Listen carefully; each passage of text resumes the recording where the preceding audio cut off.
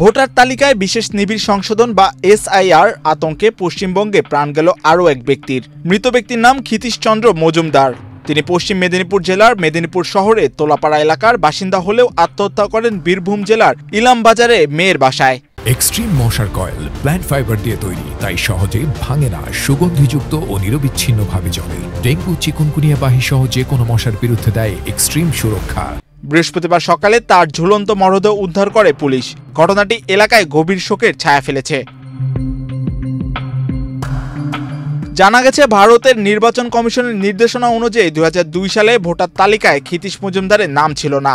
এরপর থেকেই তিনি মানসিক চাপে ভুগছিলেন। আশঙ্কা করতেন এসআইআর প্রক্রিয়া শুরু হলে হয়তো তাকে দেশ ছাড়া হতে হবে। যদিও পরবর্তী ভোটার তালিকাগুলিতে তার নাম অন্তর্ভুক্ত ছিল, তবু ভয় কাটেনি।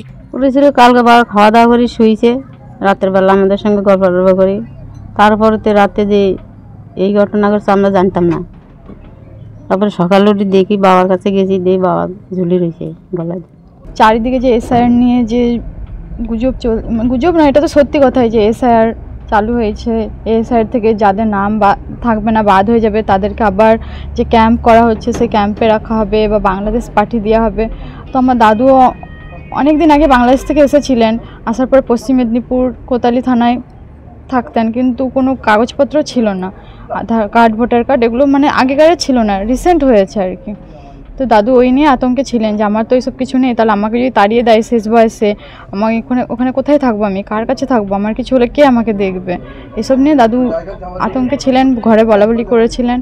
এটা নিয়ে দাদু সুসাইড করেছেন। খবর পেয়ে স্থানীয় প্রশাসন ও রাজ্যের শাসক দল তৃণমূল কংগ্রেসের নেতারা ঘটনাস্থলে ছুটে যান। দলের মেদিনীপুরের বিধায়ক ও জেলা সভাপতি সুজয় হাজরা মৃতের পরিবারের সঙ্গে সাক্ষাৎ করে সমবেদনা জানান। পরিবারের সদস্যদের বরাত দিয়ে জানা গেছে, ক্ষিতীশ চন্দ্র মজুমদার দীর্ঘ 14 বছর ধরে তোলাপাড়া এলাকায় বসবাস করছিলেন। সম্প্রতি নিজের বাড়িও নির্মাণ করেন। তার ছেলে কর্মসূত্রে আসামে অবস্থান করছেন।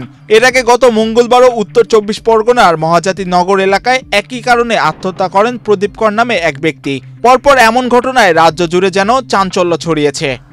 মাহিউজ্জামান, বাংলাদেশ প্রতিদিন।